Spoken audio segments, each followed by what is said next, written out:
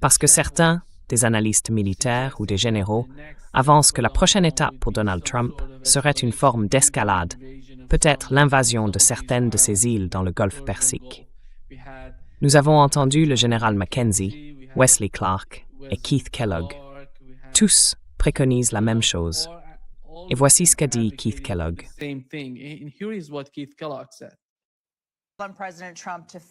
Le président Trump doit finir le travail. Qu'est-ce que cela signifie exactement? Et quelles mesures devrait-il prendre pour s'assurer que cela ne s'éternise pas et qu'il n'ait pas à lever le blocus pour ensuite le rétablir, tout en l'emportant finalement face au régime?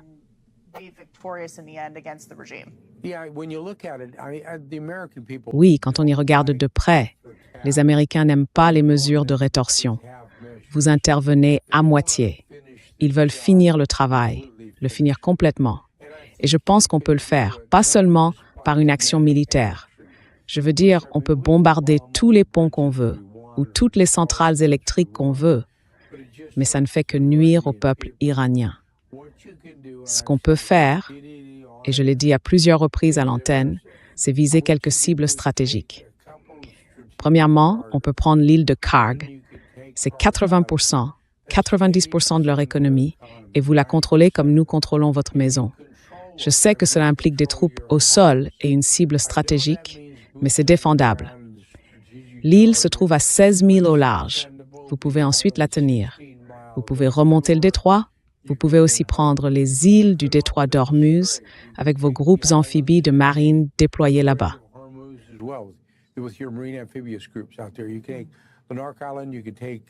Vous pouvez prendre l'île de Larak, vous pouvez prendre l'île de Keshm, vous pouvez toutes les prendre, afin de réduire essentiellement leur capacité à bloquer le golfe Persique et le détroit d'Ormuz. Et je pense qu'on peut rouvrir le détroit. Je pense qu'on peut escorter ces navires pour les faire passer. Et c'est sur cela qui compte, pouvoir continuer à tenir le détroit d'Ormuz. Je pense que dès qu'on aura débloqué cette situation et que les navires circuleront, leur capacité à influencer les opérations aura disparu.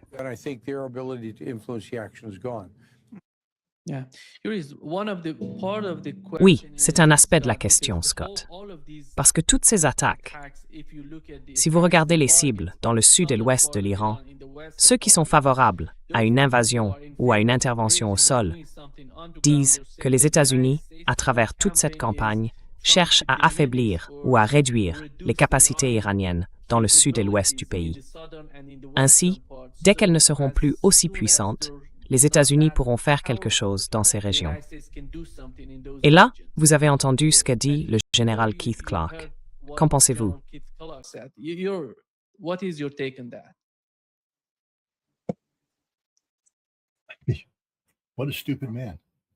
Quel homme stupide. C'est un homme fondamentalement ignorant. Vous savez, commençons simplement par la logistique. La logistique détermine tout. L'Iran opérera sur des lignes de communication intérieures, tandis que les États-Unis opéreront sur des lignes de communication extérieures. Nos lignes de communication, c'est-à-dire notre capacité à approvisionner et à soutenir tout ce que nous faisons, s'étendent sur des milliers de kilomètres. Celle de l'Iran, c'est la distance nécessaire pour atteindre n'importe quel dépôt qui se trouve là-bas. 16 kilomètres de séparation. Enfin, la dernière fois que j'ai vérifié la portée des missiles iraniens, ça veut dire qu'ils disposent d'une profondeur considérable, d'une profondeur stratégique, qui leur permet de bombarder continuellement cet endroit. Il emploie des termes comme « groupe amphibie prêt au combat des marines », comme si, waouh, ça voulait dire quelque chose. Ce sont 2 équipes de débarquement de bataillons, 2 bataillons.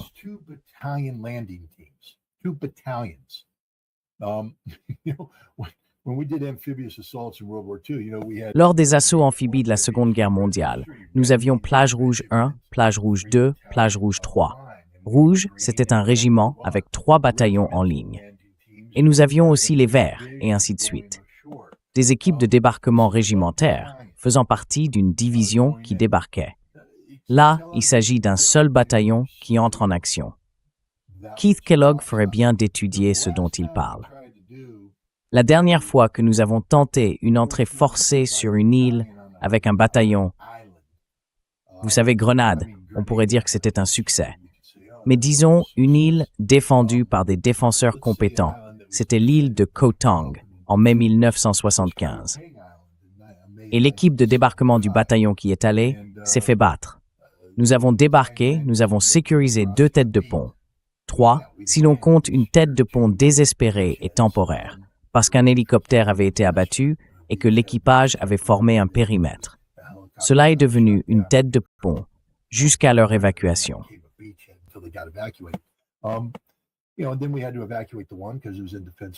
Ensuite, on a dû évacuer le premier, parce qu'il était indéfendable. Le troisième allait être submergé. On a dû les évacuer et laisser 3 marines derrière nous. Ils ont été capturés et exécutés. Et ça, ce serait presque un excellent résultat comparé à ce qui pourrait arriver sur l'île de Karg, où on pourrait perdre le bataillon tout entier. Et avec quoi est-ce qu'on les renforce, Keith?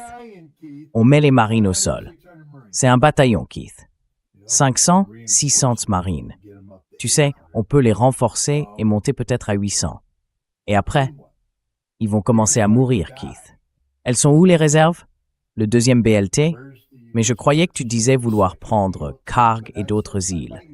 Tu vas faire apparaître des équipes de débarquement de bataillons comme ça?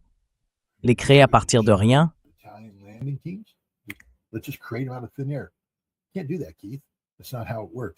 Vous ne pouvez pas faire ça, Keith. Ce n'est pas comme ça que ça marche. On en a 2 là, tout de suite. Alors quoi? Vous allez faire venir des parachutistes, troupes aéroportées, Geronimo, sauter de l'avion et mourir. Disons qu'ils arrivent au sol. Au moins, les marines arrivent avec un minimum de soutien logistique durable. Ils ont une unité logistique rattachée à la MU. Les parachutistes. Youpi! Youpi! Ils arrivent au sol. Ils n'ont que ce qu'ils ont emporté avec eux. Et ce n'est pas grand-chose. Ils épuisent leur dotation initiale de munitions. Vous allez leur apporter davantage de matériel et le larguer. Comment vous faites si vos avions se font abattre? Je veux dire, regardons l'île de Koh Tang. 8 des 11 hélicoptères qui sont intervenus lors de la vague initiale ont été soit abattus, soit détruits, soit tellement endommagés qu'ils n'ont pas pu être remis en service.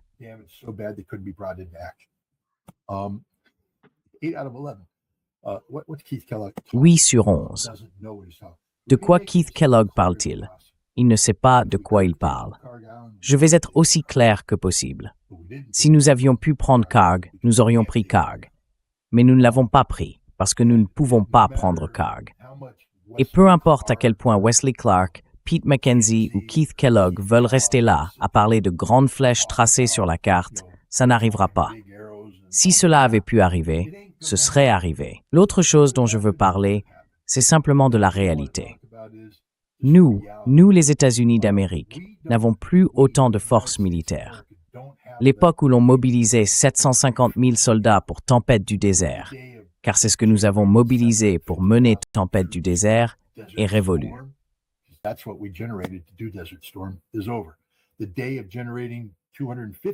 Le jour où nous avons mobilisé 250 000 soldats pour l'opération Iraqi Freedom, on l'avait appelée Opération Iraqi Liberation. Mais les gens ont dit « Attendez, ça fait oil, le pétrole. On ne se bat pas pour le pétrole. Enfin, on se battra pour le pétrole. » Alors on a changé ça, on ne peut plus faire ça. On n'a plus cette structure de force. On a déjà du mal à mobiliser 5 000 soldats pour les envoyer en Europe dans le cadre des brigades en rotation. Notre armée n'est pas conçue pour être expéditionnaire par nature. Certaines unités peuvent mener des opérations expéditionnaires, mais pour mettre notre armée à niveau, on reste dans une situation où, pour nos divisions, je crois qu'un tiers, et parfois davantage, de nos forces de réserve ou de la garde nationale doivent être mobilisés, entraînés, para with their fin aux Unis.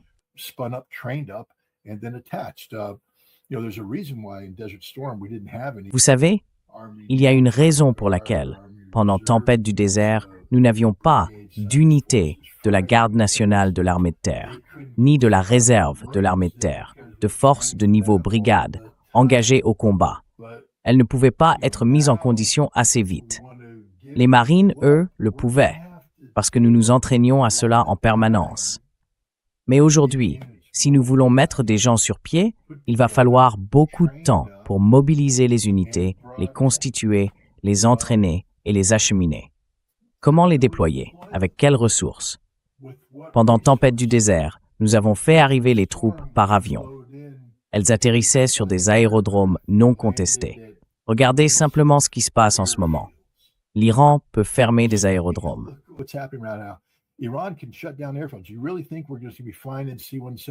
Vous pensez vraiment qu'on va simplement faire atterrir des C-17 pour débarquer des dizaines de milliers de soldats sur un aérodrome bombardé par des missiles? Non. Alors, où est-ce qu'on les fait atterrir? Il faut les faire atterrir plus loin, ce qui veut dire qu'il faut ensuite les rapprocher.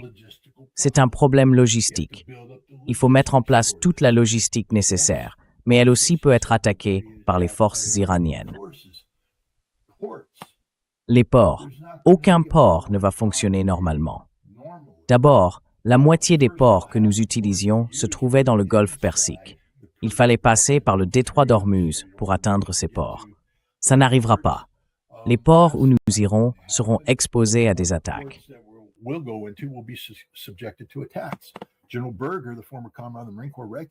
Le général Berger, ancien commandant du corps des marines, l'a reconnu en 2019.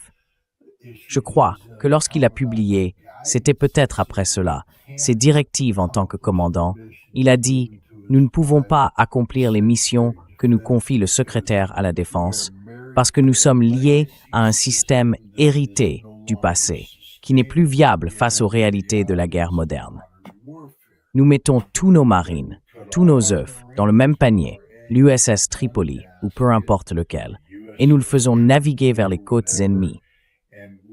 Normalement, nous le positionnons au large. Ensuite, les marines débarquent, mettent à terre l'équipe de débarquement et ils partent prendre la plage.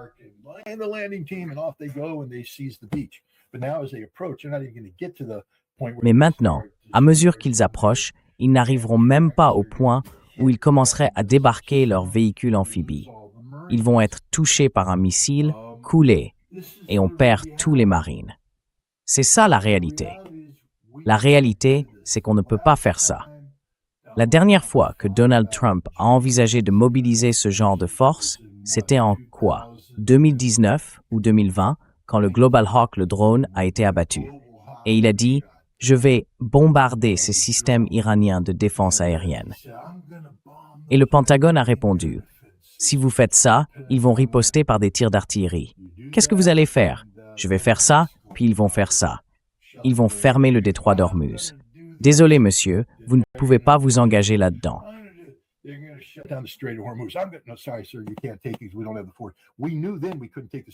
Nous n'avons pas les forces nécessaires. À l'époque, nous savions que nous ne pouvions pas prendre le détroit d'Ormuz. C'est ça qui est assez drôle. Nous savions que nous ne pouvions pas prendre le détroit d'Ormuz. Il a dit « Que faudrait-il pour le prendre ?» Il faudrait mobiliser entre 190 000 et 250 000 soldats. Il faudrait entre 9 mois et 1 an et demi pour y parvenir. Waouh, peut-être que ça n'en vaut pas la peine. Nous avons toujours ce problème. Et là, on ne parle pas seulement du détroit. On parle d'un problème encore plus vaste. Il faudrait donc mobiliser 1 million d'Américains pour faire ce travail. Keith Kellogg, comment allons-nous faire ça? D'où vont-ils venir, Keith? Parce que je fais simplement le calcul. Nous ne les avons pas. Et si nous le faisions, ce serait le même problème avec Taïwan. Vous savez qu'il n'existe aucun plan de contingence pour Taïwan. Ordna Osursto Waihan.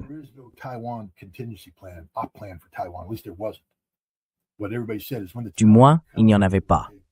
Ce que tout le monde disait, c'est que le moment venu, on prendrait le plan d'urgence pour la Corée et qu'on le transposerait, en quelque sorte, à Taïwan. Mais que se passe-t-il si la Corée du Nord décide de jouer les troubles-fêtes pendant que vous êtes en train de jouer à Taïwan? Toutes les forces prévues pour aller en Corée sont mobilisées pour Taïwan. Il n'y a plus aucune force disponible là-bas. On les transférera depuis les plans d'urgence européens.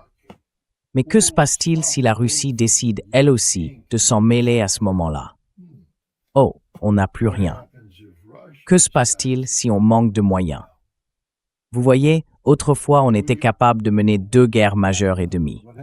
Quand j'étais dans l'armée, on pouvait mener 2 guerres majeures et demie. On pouvait faire une guerre majeure en Europe. On pouvait faire une guerre majeure dans le Pacifique. Et on pouvait mener une action de retardement au Moyen-Orient jusqu'à ce qu'on gagne l'une de ces 2 guerres. On redéployait des forces pour faire ça.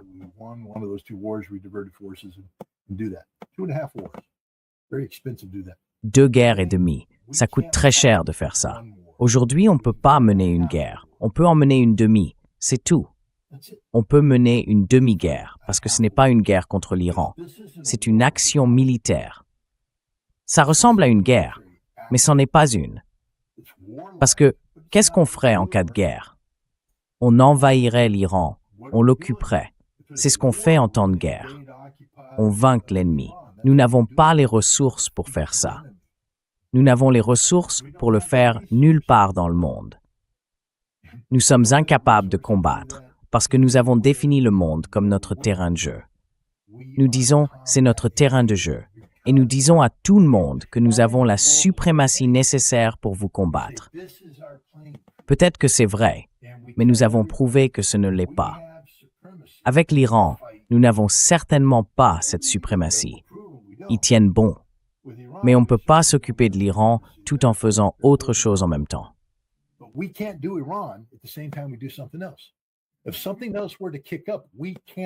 Si quelque chose d'autre devait éclater, on ne peut pas le faire.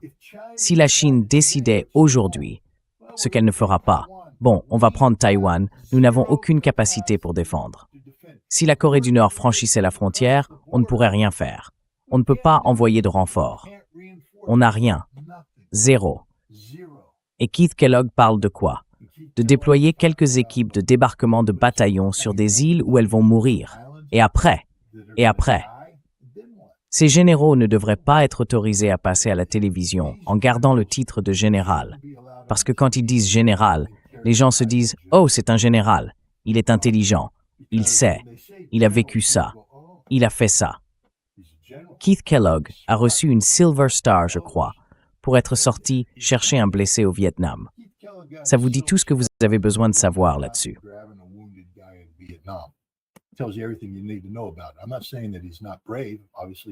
Je ne dis pas qu'il n'était pas courageux. Évidemment qu'il l'était. Mais il est au Vietnam. Il sort en courant pour récupérer un blessé dans une guerre que nous avons perdue. Et maintenant, il va venir ici nous parler d'un ton martial, en disant qu'on peut gagner une guerre si seulement on fait preuve de détermination. C'est ça le problème avec ces généraux au pedigree vietnamien. Ils pensent qu'on aurait pu gagner si seulement on avait fait preuve de détermination. Ils ne comprennent pas qu'on n'aurait jamais pu gagner au Vietnam, parce que c'était une guerre impossible à gagner, parce qu'on était du mauvais côté de l'histoire et qu'on essayait de faire des choses qu'on ne pouvait pas faire militairement. La guerre est le prolongement de la politique par d'autres moyens, mais la politique en est l'élément le plus important. Et la politique au Vietnam était lamentable, tout comme la politique dans le Golfe Persique.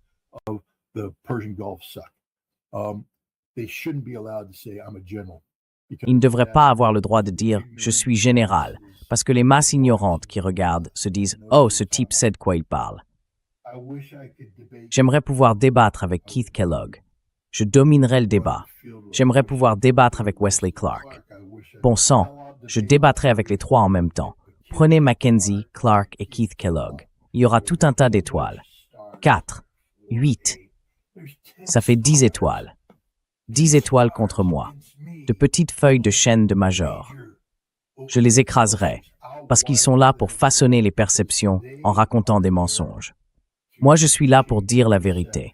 Toute la vérité. Rien que la vérité. Aussi inconfortable que cela puisse être. On ne peut rien faire de ce que Keith Kellogg a dit qu'on pouvait faire.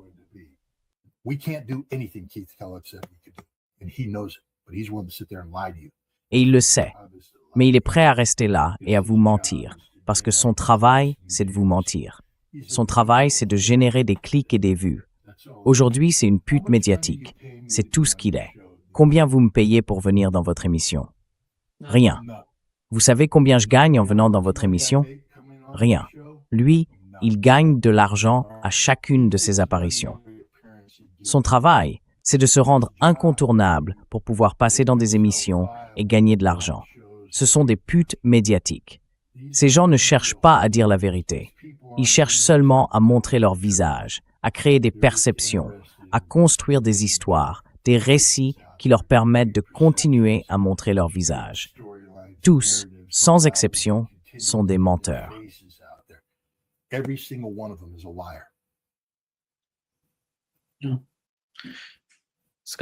Oui.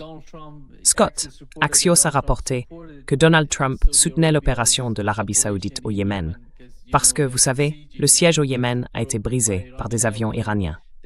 Ensuite, l'Arabie saoudite a frappé la piste de l'aéroport international de Sanaa, et les Yéménites ont riposté en attaquant l'une des bases aériennes en Arabie saoudite, l'aéroport international d'Aba.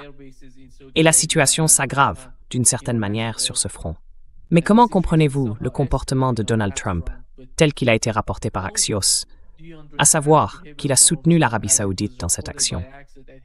Parce que s'ils font quelque chose contre l'Arabie saoudite et ses installations pétrolières, il est très facile pour le Yémen de frapper certaines cibles d'Aramco en Arabie saoudite ou de frapper l'oléoduc qui va jusqu'à la mer Rouge. Alors, comment concilier ces deux images? D'un côté, on voit le blocus dans le détroit d'Ormuz. Donald Trump est surtout préoccupé par le marché pétrolier et le prix du pétrole. De l'autre, il soutient les attaques de l'Arabie saoudite contre le Yémen, ce qui pourrait provoquer une sorte de catastrophe pour les exportations pétrolières saoudiennes.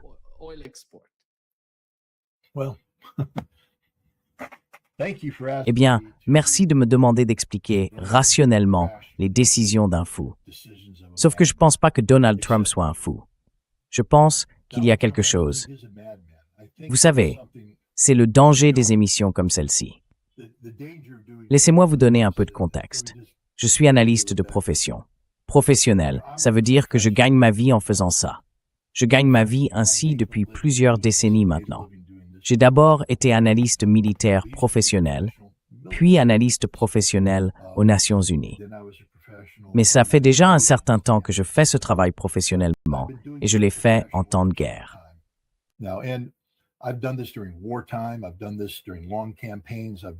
J'ai fait ça pendant de longues campagnes.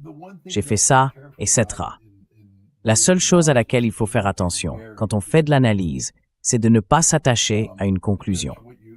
Parce que ce que vous savez, c'est que même si aujourd'hui, je peux faire une évaluation correcte à 100%, si je reste attaché à cette évaluation la semaine prochaine, alors que les choses changent, cette évaluation sera fausse.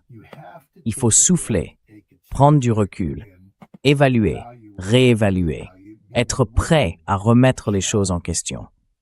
J'ai adhéré à l'idée que ce conflit avec l'Iran était les États-Unis agissant au nom d'Israël. Et c'est une idée dans laquelle il est facile de tomber, parce qu'il y a tellement d'indices. Vous savez, un cabinet contrôlé par les sionistes, tout le reste.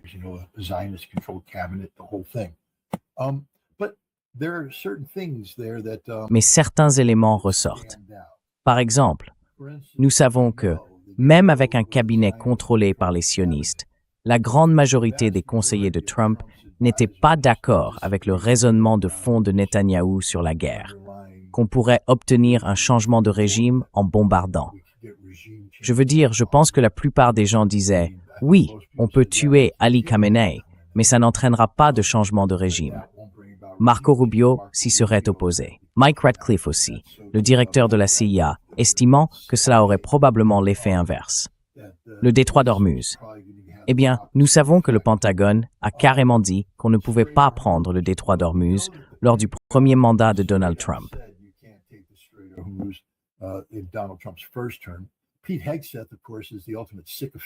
Pete Hegseth, bien sûr, est le lèche-botte ultime, et il a dit « Je peux le faire ».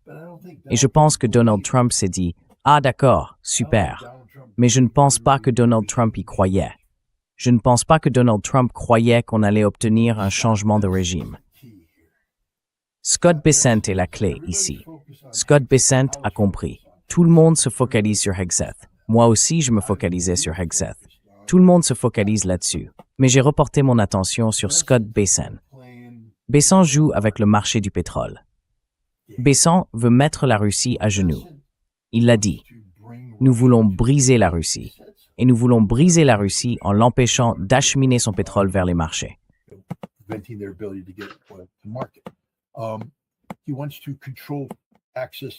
Il veut contrôler l'accès de la Chine au pétrole. Pour contrôler la Chine, le pétrole, c'est la clé. Le flux de pétrole, c'est la clé. Maintenant, comme je l'ai dit plus tôt, du point de vue chinois et russe, de quoi avez-vous besoin plus que de tout? Les Russes me disent depuis le premier jour qu'ils recherchent la prévisibilité. Ils doivent savoir ce qui va se passer. Les Chinois, c'est pareil. Ils font de la planification économique à long terme. L'initiative des nouvelles routes de la soie ne se construit pas sur des réactions à chaud. Elle repose sur une planification à long terme. Si nous faisons ceci, dans 10 ans, nous obtenons cela. Dans 20 ans, nous obtenons autre chose. Et cela exige de la constance sur certains points, comme la disponibilité des flux d'énergie. Ils font donc leurs analyses, ils voient comment l'énergie circule et ils élaborent des plans de secours, au cas où il y aurait un contretemps.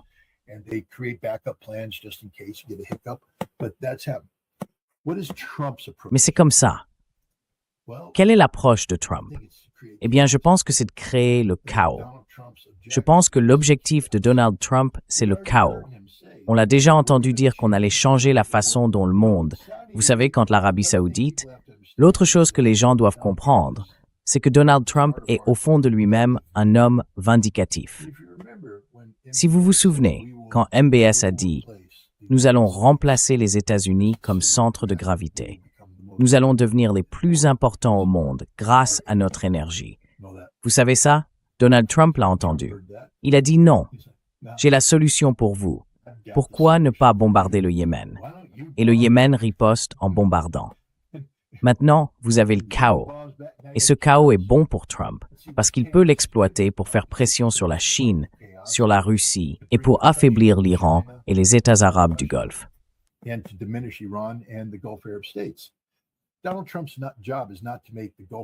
Le rôle de Donald Trump n'est pas de faire des États arabes du Golfe des concurrents des États-Unis sur le marché mondial de l'énergie. Il l'a clairement dit.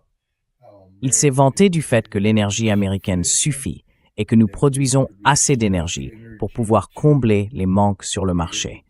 Nous nous vantons de pouvoir fournir de l'énergie à l'Europe. Dès lors que nous commençons à fournir de l'énergie à l'Europe, nous avons en fait inversé la situation. Parce que nous avons toujours dit que l'Europe ne devait pas dépendre énergétiquement de la Russie. Mais maintenant, nous la rendons dépendante de nous sur le plan énergétique, ce qui est une bonne chose. Toute la raison pour laquelle nous avons fait ce que nous avons fait au Venezuela, ce n'est pas parce que Nicolás Maduro nous importait. Ce qui nous importe, c'est le pétrole vénézuélien. C'est tout. Et ce qui nous importait, c'était la quantité de pétrole vénézuélien qui partait vers la Chine. Alors nous avons resserré les taux. Puis nous avons dit aux Chinois, vous pouvez l'acheter, mais vous devez par nous. Ça nous place aux commandes.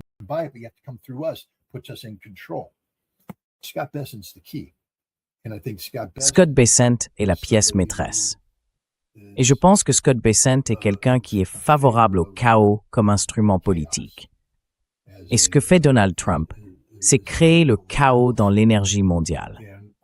Encore une fois, c'est un homme qui n'a pas de boussole morale, parce que le chaos qu'il crée va entraîner, je déteste le dire, mais je pense que des centaines de millions de personnes vont mourir à cause de cette guerre.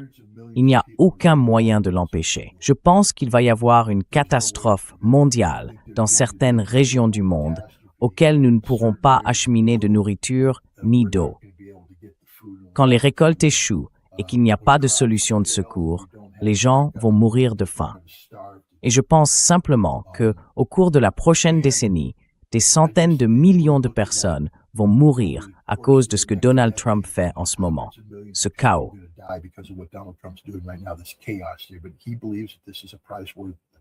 Mais il pense que c'est un prix que nous payons parce que nous ne payons pas.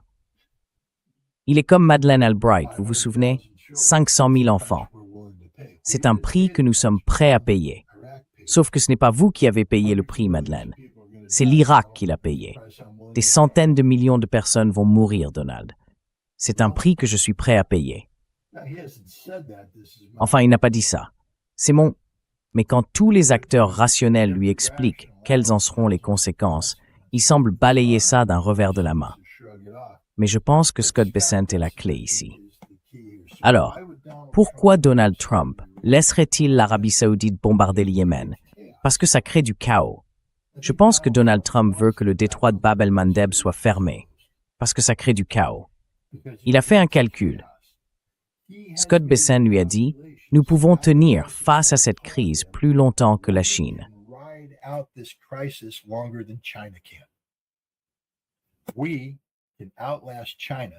Nous pouvons tenir plus longtemps que la Chine. Il ne s'agit pas de tenir plus longtemps que l'Iran. Nous pouvons tenir plus longtemps que la Chine. Et la Chine va faire pression sur l'Iran pour vous accorder une part dans les détroits ou parvenir à une solution négociée. Ou peu importe. C'est ce que je pense qu'il se passe en ce moment. Parce que vous savez, quand on examine rationnellement la décision d'amener l'Arabie Saoudite à s'engager au Yémen, on se dit, c'est fou, c'est insensé. Pourquoi encourager ça? Eh bien, la seule réponse, c'est que cela crée du chaos. Et ensuite, on se demande pourquoi vouloir créer du chaos. On cherche alors les différents acteurs autour de lui qui en bénéficieraient. Et la théorie de Scott Bessent sur la manière dont l'Amérique peut tirer parti des marchés mondiaux de l'énergie pour maintenir la domination américaine, c'est une théorie fondée sur le contrôle. Or, nous ne pouvons obtenir ce contrôle que par un chaos maîtrisé.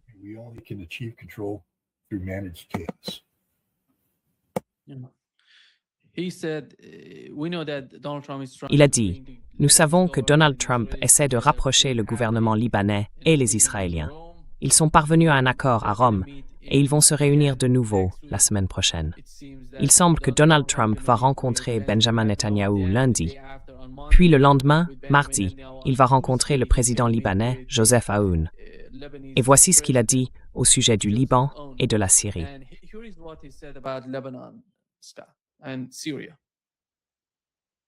Le retrait des forces terrestres israéliennes du sud du Liban. Eh bien, redéployer, c'est un autre mot, parce que, vous savez, nous nous entendons très bien avec le Liban. Israël traite avec eux de manière très correcte, pour la première fois depuis de très très nombreuses années. Le Liban vient d'être tellement durement frappé, et le Hezbollah est là, dans le sud de la Syrie.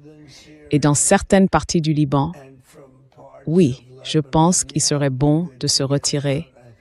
Et je pense que vous pourriez voir les choses se calmer un peu parce que nous devons concentrer notre énergie sur la cour des grands.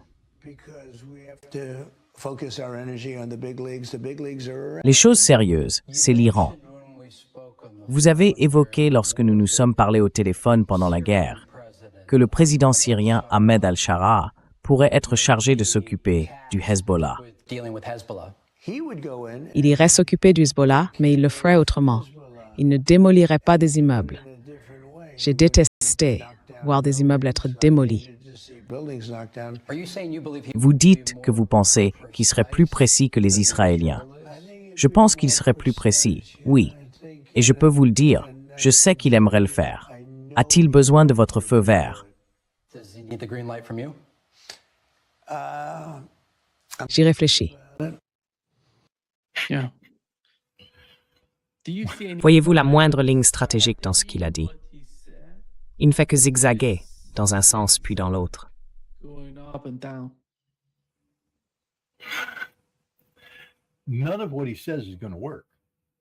Rien de ce qu'il dit ne va marcher. Enfin, c'est simplement la réalité. Vous savez, Aoun est déjà dans une situation très difficile au Liban, parce qu'il s'est vendu. Israël et les États-Unis sont venus le voir et l'ont poussé, en gros, à abandonner la souveraineté du Liban. Parce que si vous vous souvenez, tout l'argument du Hezbollah était « Nous sommes un mouvement de résistance légitime tant qu'Israël occupe illégalement un territoire libanais ». Et je crois qu'une partie de l'accord négocié, c'est que le gouvernement libanais a dit « Nous donnons à Israël l'autorisation d'occuper ».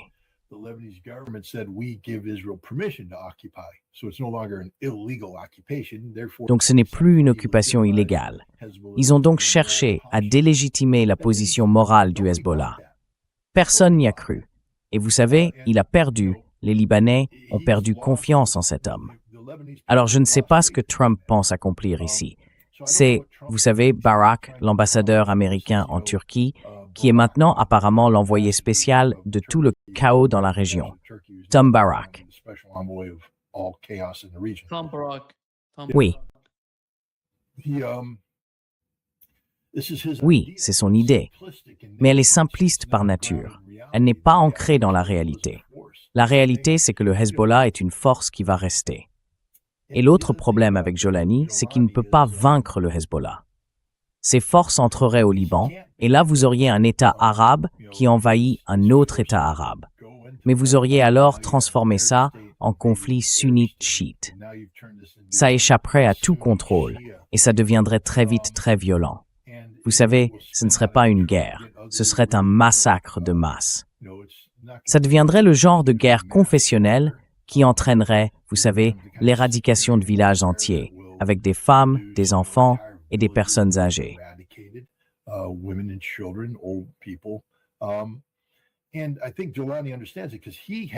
Et je pense que Jolani le comprend, parce qu'il ne dit pas qu'il veut faire ça. Je pense qu'il dit l'inverse. Je n'ai aucune intention de faire ça, parce qu'il n'est pas stupide. Il comprend. Et deuxièmement, je veux dire, que se passe-t-il quand il y a un vide? Qui comble ce vide? Et quand Jolani échoue, et il échouera, la Turquie intervient. Or, Israël ne veut pas que la Turquie se rapproche davantage de ses frontières. Donc, je ne pense pas qu'Israël soit favorable à ça. C'est Donald Trump qui vit dans un monde imaginaire inspiré par Tom Barak, où rien de ce dont il parle n'est réalisable. Rien de tout cela n'arrivera. C'est simplement la réalité.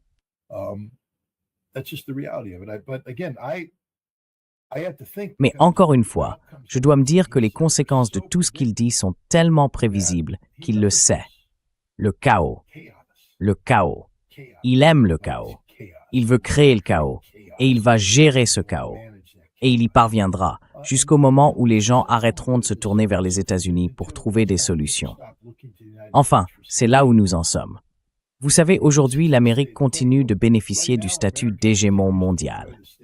Nous sommes la nation la plus puissante du monde. Nous avons encore la capacité d'influencer le monde.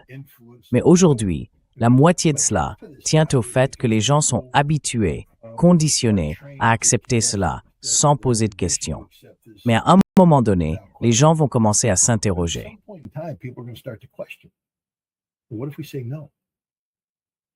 Et si nous disons non? Voyez, c'est là que le fait que l'Iran tienne bon et l'emporte est capital. Parce que les gens sont tellement habitués à voir les États-Unis intimider les autres et les faire céder. Et puis, vous savez, même nos défaites. L'Afghanistan est venu après 2 décennies de dévastation. Seuls les universitaires se réjouissent du déclin américain en Afghanistan. Les réalistes, les gens sur le terrain, eux ne connaissent que la souffrance. Et cette souffrance continue. Le chaos. Qu'avons-nous gagné en quittant l'Afghanistan? Le chaos. Nous prospérons dans le chaos. C'est toute l'approche américaine aujourd'hui, parce que le chaos existe dans certaines conditions. Si vous cherchez à imposer votre volonté à quelque chose, vous n'avez peut-être pas assez de pouvoir pour y parvenir. Il vous suffit de créer le chaos, puis de gérer ce chaos.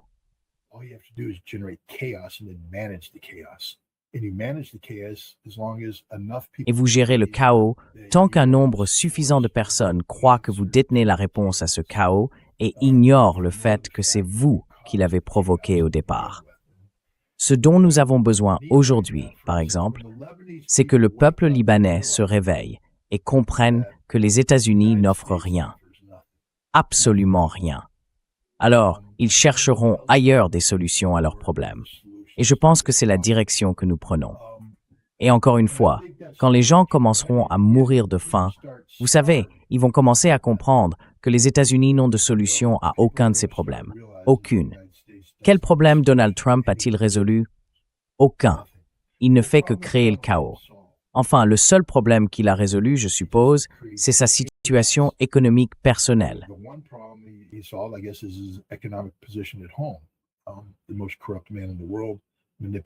L'homme le plus corrompu du monde manipule les marchés à partir de publications sur les réseaux sociaux, programmés pour provoquer des variations sur le marché mondial du pétrole. J'imagine qu'on peut appeler ça une réussite. L'économie américaine est en train d'échouer. Je veux dire, on peut la soutenir artificiellement, mais encore une fois, on ne peut pas faire semblant indéfiniment avant que la réalité ne s'impose. Mais Trump s'en fiche. Il ne se préoccupe que des 2 prochaines années. Il ne se préoccupe que de son héritage personnel. Ce n'est pas un bon président américain.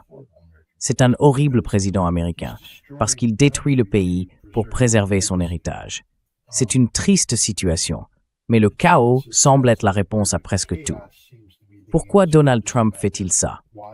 Si ce qu'il fait crée du chaos, vous connaissez maintenant la réponse. Il est plus facile de gérer le chaos que d'imposer sa volonté à un problème quand on n'a pas les ressources nécessaires pour réussir.